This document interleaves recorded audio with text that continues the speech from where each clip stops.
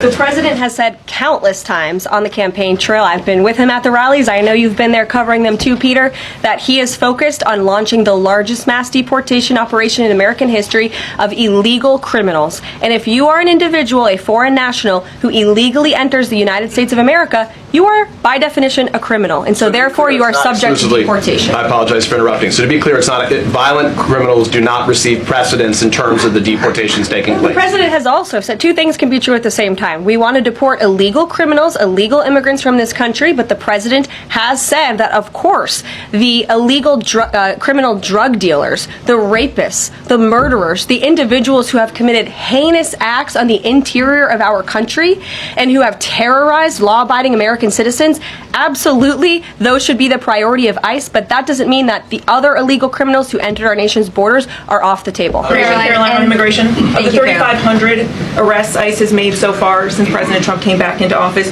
can you just tell us the numbers? How many have a criminal record versus those who are just in the country illegally? All of them, because they illegally broke our nation's laws and therefore they are criminals as far as this administration goes. I know the last administration didn't see it that way, so it's a big culture shift in our nation to view someone who breaks our immigration laws as a criminal, but that's exactly what they are. As of yesterday, ICE has resumed deportations to the country of Cuba. Almost 50,000 Cubans from the Miami area in Florida are facing deportations. I will vote for Donald Trump.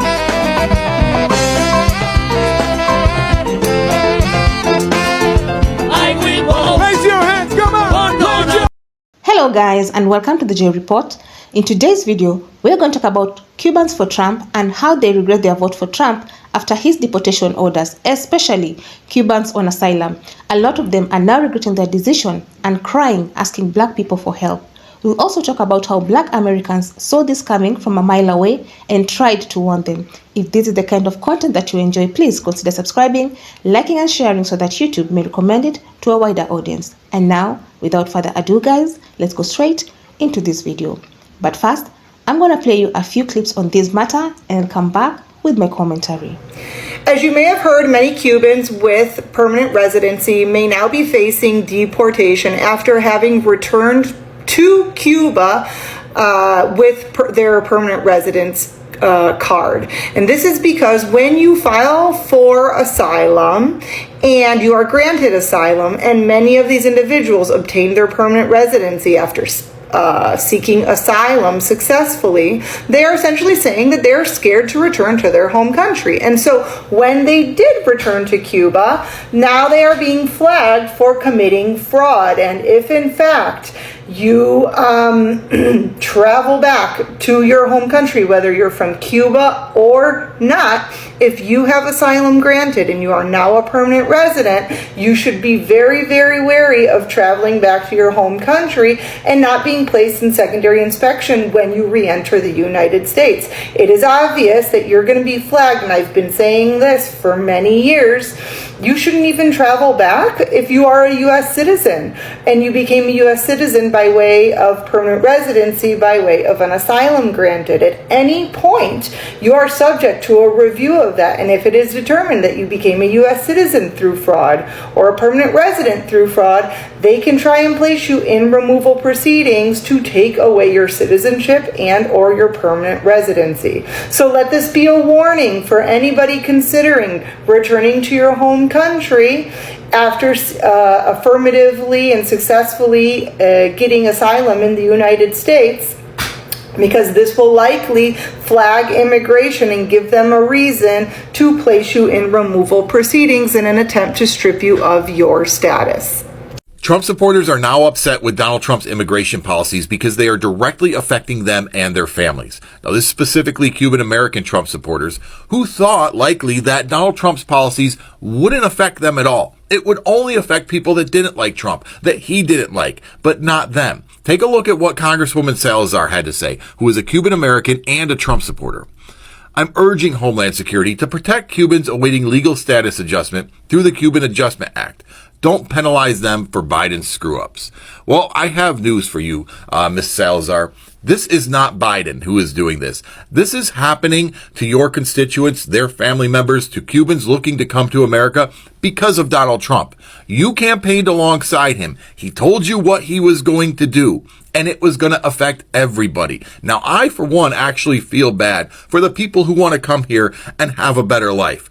But for the people who voted for Donald Trump, this is what you get. Welcome to the find out phase. Hope you enjoy your stay. Ay, ay, ay, yo voy a votar por Donald Trump, latino for Trump. Yes. Many studies have revealed that Cubans are among the highest rated voters of Donald Trump. And it was no exception in the 2024 election. They actually got the highest numbers of voting for Trump, higher than on the 2016 election and on the 2021. So the numbers keep growing for these Cubans supporting his great orange leader. Pero espérate, ¿qué es lo que está pasando?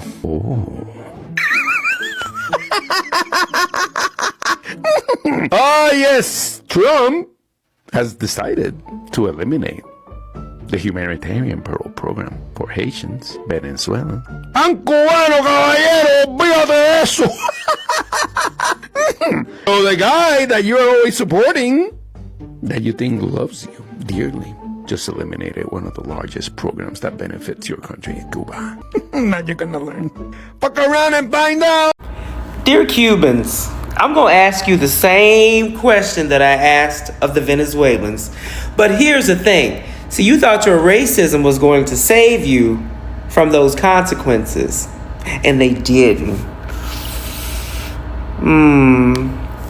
Well, the only thing I can say is, have a nice trip, bye! You see, for decades, Cubans had a unique immigration advantage in the US.